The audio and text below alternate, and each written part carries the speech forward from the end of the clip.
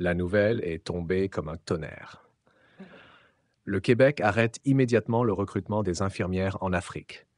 Oui, vous avez bien entendu, et pas pour des raisons économiques, mais pour des motifs éthiques.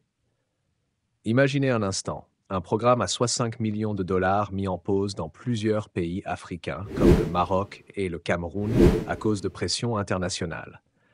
Mais pourquoi, me direz-vous? Ah, dans cette vidéo, je vais tout vous expliquer et vous comprendrez pourquoi cette décision pourrait bouleverser l'avenir de la santé dans ces régions et peut-être même celui du Québec. Restez jusqu'à la fin car ce que je vais vous révéler est tout simplement incroyable. Vous ne voudrez surtout pas manquer ça.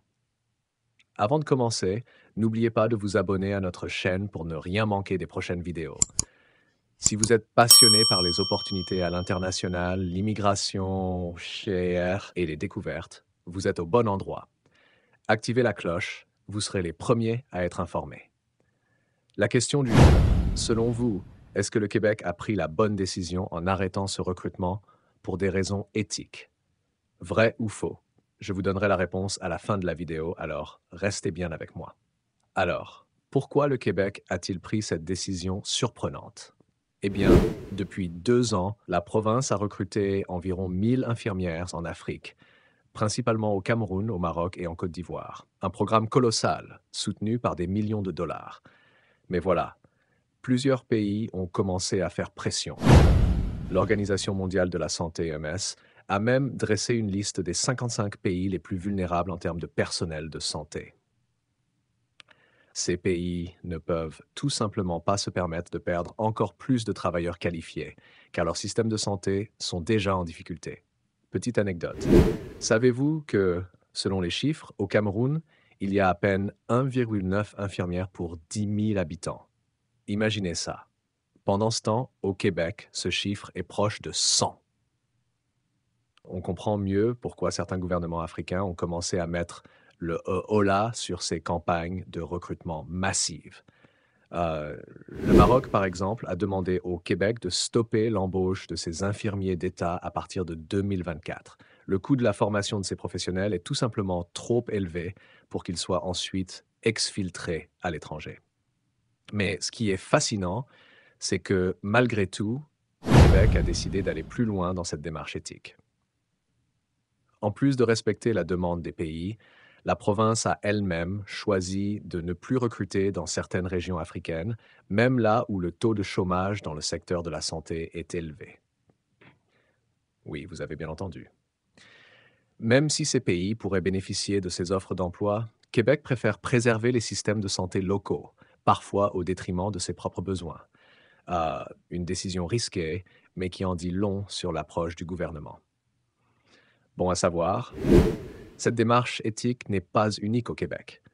D'autres provinces canadiennes comme l'Ontario songent à mettre en place des restrictions similaires. Et cela ne concerne pas seulement l'Afrique.